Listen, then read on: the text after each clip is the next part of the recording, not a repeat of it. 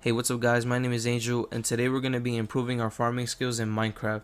So to get started you kind of need a flat surface and you also need a oak fence and oak fence gate. Now it doesn't have to be specific on what the material is, but for this I just used oak as an example. We use the fence to keep everything intact from inside from the outside elements, and you also want a big area as well. As you can see here, I pick up a diamond hoe, which is essential for farming, as well as a couple of seeds that you will need. Usually you can get regular seeds. You also need water buckets, lots and lots of water buckets, a compost, so I can show you later on how to use it. And the seeds I will be using is, I believe it was regular seeds, potatoes, carrots, melons, and I think pumpkin. So let me fast forward to my building process. So for this tutorial, there's no specific type of measurements that I will give out, but this is just like process of how many resources you have. And so I go on about is making a stripe pattern, because this basically lays out my foundation on how I'm gonna do it. When you're on the land with the hoe, you want to press till, depending on what you're using, whether it be PC, Xbox, Nintendo Switch, or mobile. There's going to be an option called till. This basically helps fertilize the land that you're going to be using to grow the crops.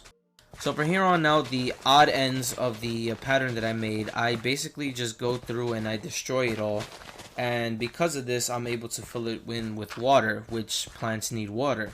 So at the end, I'm able to put a dirt block, because when I walk in, I have a pathway to walk through instead of stepping on the crops.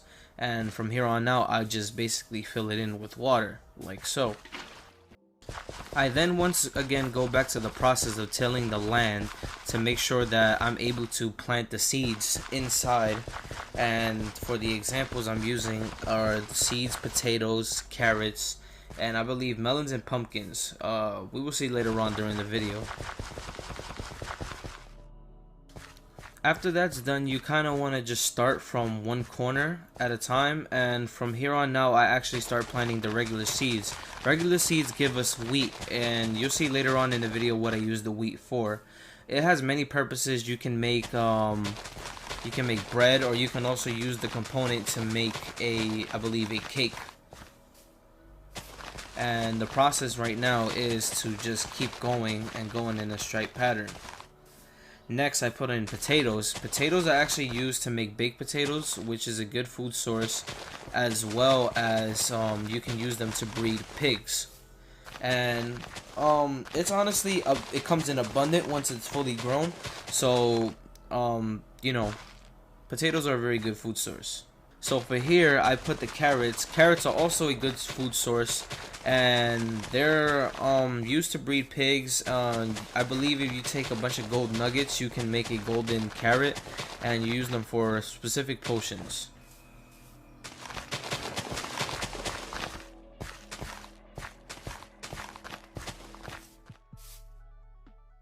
So for this next part, I accidentally made a mistake on the land. When you're planting like melons and pumpkins, you kind of want to space in front of it, because it counts as a block when you place them down, so they actually need that extra space instead of it being a drop. So basically I just extend the land, as you see here.